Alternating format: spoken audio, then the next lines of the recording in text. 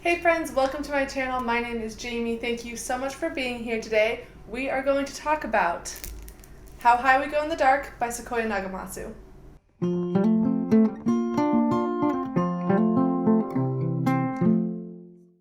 Okay friends, grab your drink of choice. I am drinking unsweetened iced tea. Sorry everyone, I am a sweet tea hater. Okay, How High We Go in the Dark by Sequoia Nagamatsu. Nagamatsu is a Japanese-American author, and this is his second novel. This was released in January of 2022, so earlier this year, but I just recently got around to picking it up and finally reading it, even though it has been on my list for so long. This story is, it's a contemporary literary fiction, speculative, sci-fi, kind of just all wrapped into one novel, but it actually reads like short stories. So there's a lot going on in this book. This has been compared to David Mitchell, Emily St. John Mandel, and definitely I can see where those comparisons are coming from, because definitely on paper this seems like something that especially like Emily St. John Mandel would do. This has a lot of similarities to Station 11. And also to Sea of Tranquility, Emily St. John Mandel's most recent release, so I can definitely see where those comparisons are kind of coming from. This is the story of several different characters. So like I said, this is kind of written like short stories where each chapter is from a new perspective. All of the characters in this novel are either Japanese American or Japanese, so that is something that's really interesting and unique here. This takes place after a plague has been released into the world because the Arctic glacier has melted and kind of released an ancient plague. So this takes place at the start of the plague and in the several hundreds of years following that disease and how it kind of changed the course of human history. Obviously, there's a lot of commentary in here that comes from the author's experience with the ongoing COVID-19 pandemic, but this is not your average pandemic story. This isn't simply a survival story facing a virus. This is a lot more speculative and kind of pushing in the sci-fi realm. What this virus actually does to the body is very unique and very, very kind of out there conceptually. This is a little bit weird, a little bit different. This is just really highly experimental, kind of in every sense of the word, in the plot, in the content, in the format. Everything about it is just a little bit different than what we've seen before.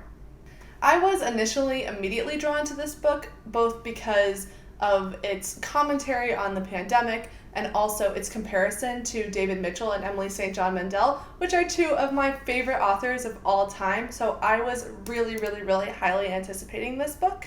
And now the question is, what did I actually think of it?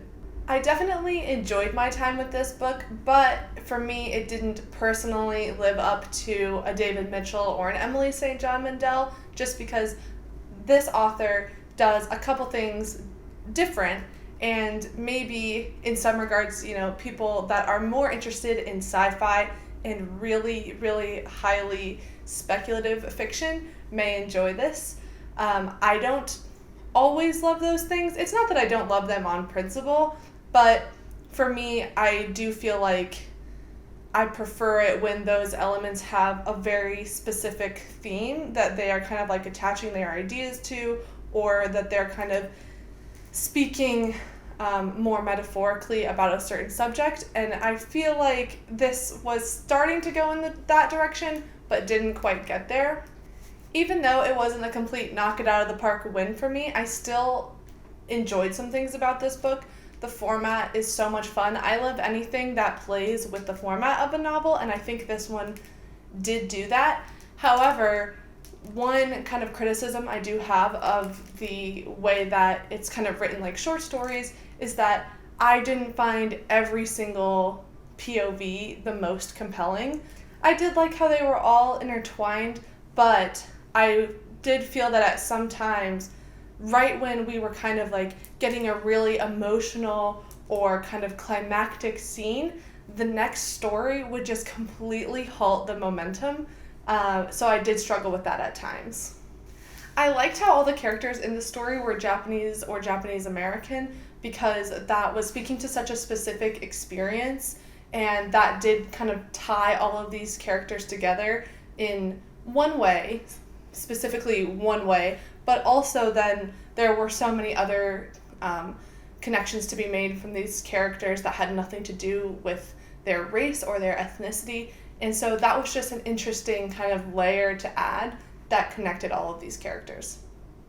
One thing that I did struggle with that ended up kind of holding this back from a 4 or 5-star read for me is, for some reason, I struggled a little bit with the writing style, and I think that's because when it is compared to something like David Mitchell or Emily St. John Mandel, you are expecting a very specific writing style, and this didn't quite get there, in my opinion. I felt like it could have used a little bit more refinement in just the actual like flow of the writing, and I was not the only one that had trouble kind of telling whose POV we were in, meaning that at times I didn't know the gender of the speaker, which is not really that big of a deal. Like I really, like, that wouldn't have changed the character that much, but then it did feel jarring where like you're a couple pages into the story and you are learning a new piece of information that feels like it should have been at the forefront, especially if you were just constantly changing perspectives. That being said, I don't think the writing is bad by any means. I don't think there's anything technically wrong with it. I just struggled a little bit, probably because I was expecting something like an Emily St. John Mandel.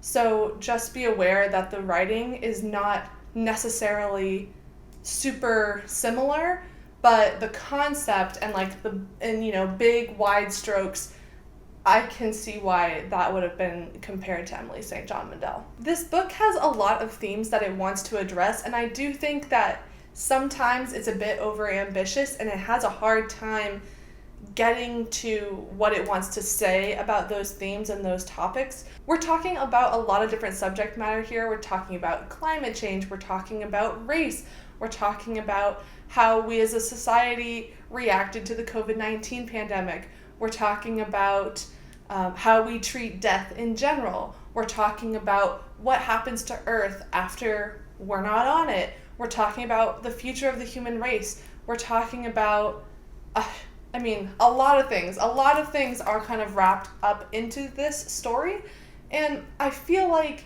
we were not really diving deep enough into each one of those specific themes, and I felt like some of the time wasn't allocated to the right subject matter, because in addition to talking about these really like large scale issues, of course the POV characters are talking about their really intimate personal problems, which that part I actually did really enjoy, because these stories are first and foremost about death. In almost all of the chapters, the characters experience some sort of death, and that is kind of really where the heart of the story is about these characters working through having lost something really important to them, because in this story, the virus is just very, very, very detrimental to society, and pretty much everybody who is left knows someone or multiple people who have been killed by the virus. Again, just being due to the nature of it being basically short stories, there is not a very clear or directional emotional momentum, and we don't ever really reach an emotional climax, which I did feel like we were kind of missing in something like this, because in those comparable titles, it always kind of comes to a head and everything fits together in a very specific way, and this is just missing a little bit of the emotional climax that I would have liked to see. Though there were definitely several stories that really tugged at my heartstrings and really like I felt connected to those characters, and then immediately we would leave to go to somebody else, and a lot of the times I just didn't feel that connected to the next character. So I do feel like that was just a bit of a shortcoming of the fact that it kind of reads like short stories, and if you are not into that, that could be something that you struggle with in this book. Wrapping it up, I think this is a really ambitious and creative and imaginative story, and for me, like being a fan of like David Mitchell and Emily St. John Mandel and Anthony Doerr, this feels like something that I needed to read to kind of just be in that collection of authors that deal with those kind of concepts and ideas, and just to see how it kind of worked against those other concepts that I've already seen. And this is definitely just like so imaginative, and it's really out there, and it's really pushing the boundaries of what this kind of contemporary literary fiction is, because this is almost full-on sci-fi, and that is, I think, still a genre that literary fiction doesn't really know what to do with. So that was interesting. But like I said, I think in general, this would have gotten a higher rating for me if just a couple of the ideas would have been refined, if maybe the POV characters would have been either kind of refocused a little bit, or just some of the stories would have been cut out, because I felt that we did have such a hard time with the momentum at certain points. But overall, I'm happy to have read this because it is just different, and it is something that you're not going to see every day. So I really enjoyed that aspect of it. I'm definitely excited to see what Nagamatsu does in the rest of his career, and I will continue to follow this author and see what his progression is. If he continues to do stuff like this, or if he goes a completely different way, I will definitely keep my eye out for stuff from him in the future. And yeah, I would say if something really out of the box like this sounds like what you'd be interested, definitely give this a try. I'm glad that I read it, and I hope to see more of Nagamatsu in the future. There you have it, guys. Thank you so much for watching. That was my review of How High We Go in the Dark by Sequoia Nagamatsu. I will have a full reading vlog up for it. In that reading vlog, I also read, I think, 3 other books, maybe 4. So if you want to hear my real, in real-time reaction to the book as I'm reading it, definitely be on the lookout for that. But otherwise, until next time, thank you guys so much for watching, and I hope you have a lovely day.